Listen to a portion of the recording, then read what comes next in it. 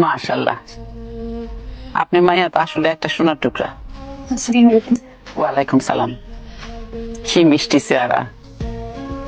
তো ভাইজান, আপনার মাইয়ারে যদি আমি আমার মাইয়া কইরা আমার ঘরে নিয়ে যাই, আপনার কি কোনো আপত্তি আছে?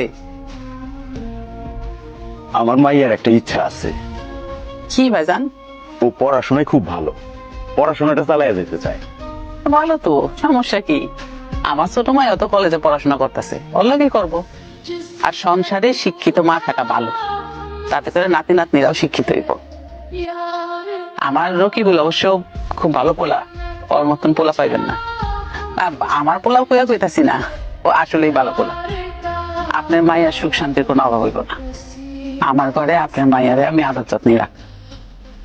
আমার মাইয়াটার যে এত সৌভাগ্য, আমি বিশ্বাস করতে পারতাছি না। বাবা যাও তাহলে, ওরে নিয়ে একটু ঘুরে আসো যাও।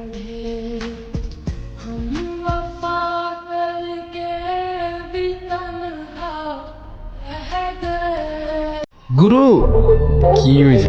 দারোগা আবার আসছে।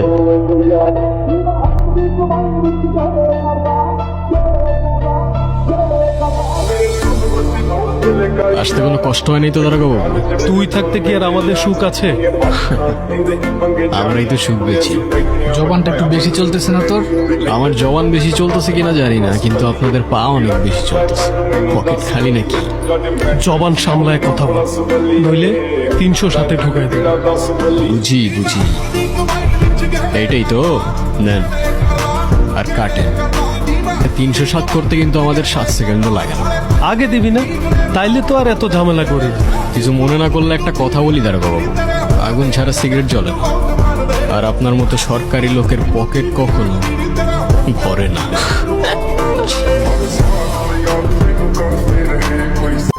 ম্যাডাম ম্যাডাম আপনি কুলি রাখবো না? আপনার মাল সামানা সব বাসায় পৌঁছাই দেবো। ম্যাডাম না ভাই, আমার কুলি লাগবে না, আমার গাড়ি আছে তো। মণিমা তুমি?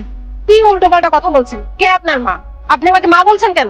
মণিমা আমি তোর বাবা, তুই আমাকে চিনতে পারছিস না? হ্যাঁ আমি তোর বাবা। বাবা? আপনি কেন আমার বাবা হতে যাবেন, আর আমি কেন আপনার মেয়ে হতে যাব? আপনার মতো কুলি কখনোই আমার বাবা হতে পারে না। ও হ্যাঁ, মনে পড়েছে, আপনি তো আশরাফ চৌধুরী। আপনার তো অনেক টাকা পয়সা আছে, টাকা পয়সার অনেক অহংকার আপনার, কিন্তু আপনার এই অবস্থা কেন? হ্যাঁ আমি অনেক টাকা পয়সার মালিক ছিলাম, তো এখন আর আমার কিছুই নাই রে মণি। খোদ্দার, আপনার ওই মুখে একবার আমার নাম উচ্চারণ করবেন না। আমি আপনাকে চিনি না, না আপনি আমাকে চিনেন। আমি পুরনো সব সম্পর্কের কথা ভুলে গেছি। আপনার সাথে আমার কোনো সম্পর্ক নেই। আপনি একজন বাজারের কুলি, এটাই আপনার পরিচয়।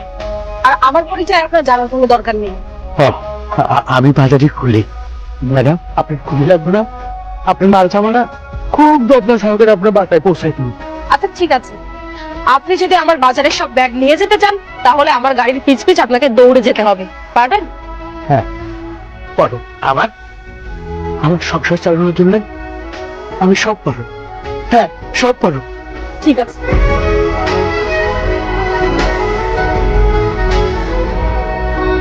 এই জালমুড়ি দাও তো। দিতাছি। কয় টাকার ভাইজান?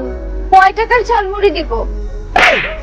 তোর এত বড় সাহস, সামান্য ঝালমুড়ি বিক্রেতায় আমাকে ভাইজান বলে কথা বলছিস? এতসু কেন? না অনেকখানি দৌড়াইছি তো, একটু ক্লান্তি লাগতেছে। দৌড়াইয়া গেছি মানে? তুমি দৌড়াইছো কেন? কতজন হাঁটায় নাই, আবার কতজন আছে গাড়ির পিছিয়ে পিছিয়ে দৌড়ায় দৌড়ায় নেয়। কে কে কইছে তোমারে গাড়ির পিছে দৌড়াইতে? ওর বড় মেয়ে মনি। ওর বড় মেয়ে এখন অনেক বড় লোক, অনেক টাকার মালিক। তার গাড়ির পিছিয়ে দৌড়ায় দৌড়াই তো তার বাজার দিয়ে এলাম তার বাড়িতে। ওর বড় মেয়ে এখন অনেক বড় বাড়ির মালিক, 5 তলা বিল্ডিং এর মালিক। বাড়িটা কোন জায়গায়? কোন জায়গায় কও না একটু। এক মেয়ের জামার ঋণ পরিশোধ করবার জন্য যে বাড়িটা বিক্রি করে দিয়েছিলাম, সেই বাড়িটা কেটে গেছে জানো? তোমার বড় মেয়ে মনি আর তার জামাই। এই বাড়ির মালিক এখন তোরা। আসলে সব দোষ আমাদের। আমরা বড় মেয়ে বড় জামাই রে কত ছোট করছি, অপমান করছি, গেট থেকে দূর দূর করে তাড়াই দিছি। আজকে দেখো, আজকে ভাগ্যক্রমে ওরা থাকে 5 তলায় আর আমরা গাছতলায়। এই নিয়তি।